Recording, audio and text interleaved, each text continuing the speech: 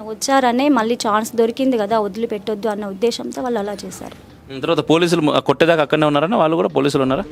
వాళ్ళు కొంచెం కొంచెం ముందు తీసుకుపోయారు, లేకపోతే వాళ్ళిద్దరు లేకపోతే చంపేవాళ్ళు. లేకపోతే కత్తులతో దాడి చేసి ఇంకా అది ప్రాణగండం, ఇంకా ప్రాణాలతో ఉండేవాళ్ళు. ఇప్పుడు దాదాపు అక్కడ ఎంతసేపు కొట్టిరు మిమ్మల్ని?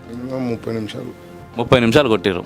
ఇప్పుడు సిద్దిపేట టౌన్లోనే, ఏదో సిద్దిపేట నుంచి దూరం కాదు ఇది వ్యవస్థ. ఇద్దరు పోలీసు వాళ్ళు రాగానే వ్యవస్థ ఏమున్నది, అక్కడ ఎంతమంది ఉన్నారు, ఏం చేస్తున్నారు అనే విషయం అర్థమైనప్పుడు వాళ్ళు ఫోన్ చేసి ఎంతమందిని పిలవచ్చు, పోలీస్ బెటాలియన్ దించొచ్చు కదా. యాక్చువల్లీ పోలీస్ వాళ్ళు కూడా ఫోన్ చేసిన వెంటనే ఒక 15-20 నిమిషాలు, అంతకంటే ఎక్కువ టైం పట్టదు కదా టౌన్ నుంచి రావడానికి. వాళ్ళు 45 మినిట్స్ అయినా కూడా అక్కడికి రాకపోవడం ఏంటో అర్థం కాలేదు అసలు.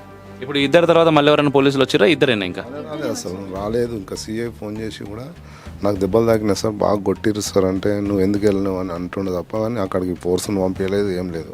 నేను వెళ్ళిపోయిన తర్వాత వచ్చిన అక్కడ అసలు గోవులే లేవు, అన్ని ఎద్దులు అట్లాంటివి, చిన్న చిన్న లేగదూడలు ఉన్నాయంటే సార్. ఆ చిన్న చిన్న ఒకవేళ అవి ప్రాణమే కదా, ఒకవేళ చిన్నపిల్లలు లాంటి వాళ్ళమైతే మనం హింస పెట్టాం కదా.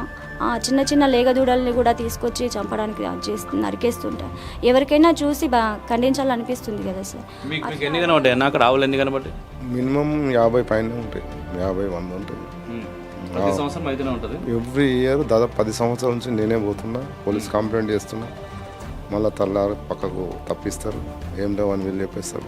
మళ్ళీ అయినా కానీ అలా ఆవులు లేవు కదా, అవి ట్రావెలింగ్ అయితే లేవు కదా అని సమాధానం చెప్తారు పోలీసు వాళ్ళు. ఒక్కటే విషయం అబ్బా, ఏం లేదు, అర్థమవుతున్నది కదా.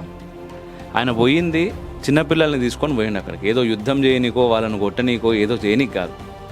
సామరస్యపూర్వకంగా పొద్దున్న లేస్తే రోజు చూసేటోళ్ళమే కదా, ఒకరి ముఖాలు చూసుకుంటాం. నీకు అవసరం వస్తే నేను చేస్తాను, నాకు అవసరం ఉంటే నువ్వు చేస్తావు, మనోళ్ళు కదా, పోయి మాట్లాడితే సరిపోతుంది నమ్మకంతో. అదే అమ్మా, మాట్లాడితే సరిపోతుంది. మాట్లాడి మనోళ్ళే కదా, మనం మాట్లాడితే వినరా అనే ఒకే ఒక నమ్మకంతో అక్కడికి పోయిండు. పోయి మాట్లాడుతుంటే నీ వల్ల ఇదంతా అవుతున్నది, నువ్వు లేకపోతే మాకు ఇట్లాంటివి ఉండేవి చెప్పేసి ఆల్రెడీ రాడ్లు పట్టుకొని కత్తులు పట్టుకొని దాదాపుగా 70-80 అయింది గుమిగూడి చేసిర్రు అంటే మనం దీన్ని ఎట్లా చూడొచ్చు? దీని వెనకాల ఏమున్నది అనిపిస్తున్నది మీకు?